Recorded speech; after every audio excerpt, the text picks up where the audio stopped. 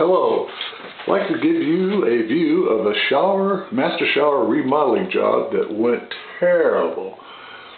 Start up in here, you'll see basically where the adhesive that was holding the panels on basically was not compressed at all, so therefore it wasn't holding the panels.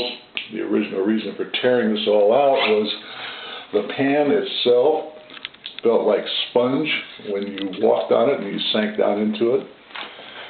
Over at the side, the panel that went along this wall basically had no clearance at the top as it went along the molding, got down to the bottom of there. It had about 3/4 of an inch molding, so it was cut crooked. The diverter valve to control the sidearm was up at a tall height where I'm almost 6'10", and I could reach it to turn it, however the wife couldn't reach it. We were originally told that the diverter valve would be down here where a normal diverter valve would be. So they had to tear all the plumbing out, so I'd take the wall out anyway, so no problem, but we found all these problems as far as adhesives and things like that once they tore it out. You can see here the wood was supposed to have gone all the way to the ceiling, however there's sheetrock in here.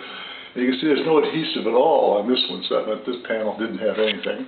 There is no adhesive on this panel, so therefore the panel wasn't being held to the wall.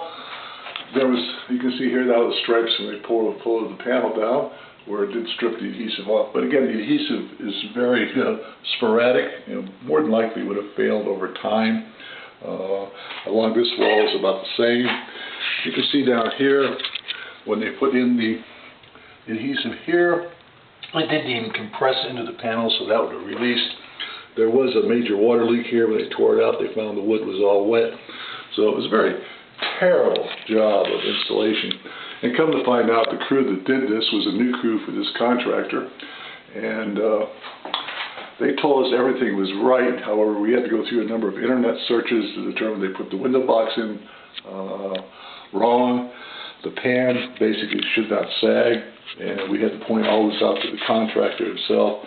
And he basically admitted that the installers were not the best in the world and he should have done a better job of vetting them. But again, they're terrible.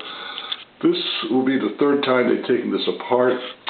They will be out here again next week, and we'll be talking with them about the job and how to get this thing finished. We've been without a master shower essentially for 4 weeks now. Something that should have taken anywhere from 1 to 2 days. Again, the product itself is very good. We were misrepresented, or the company was misrepresented by the diverter valve types of things we were getting. The shower door itself is a sliding door. You can see it over here on this side. It was supposed to, in our words, they told us it would slide both directions. It only slides in one direction, so that's a little problem with the contractor himself. But I'm hoping that once they do this correctly, that we'll have a good shower. However, we are going to be sitting down with the contractor and negotiating a price. We're not very happy of being without a shower for over 4 weeks. We don't feel that essentially we should be charged for a lot of these things, so we'll negotiate that with them and find out what's going on. I'm not going to give you the name of the contractor at this point in time. It may be released at a later date, and I may put a video up. I probably more than likely will put a video up once the full job is completed.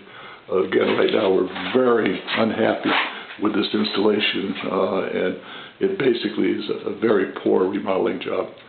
Thank you for your time, and hopefully we'll see you soon.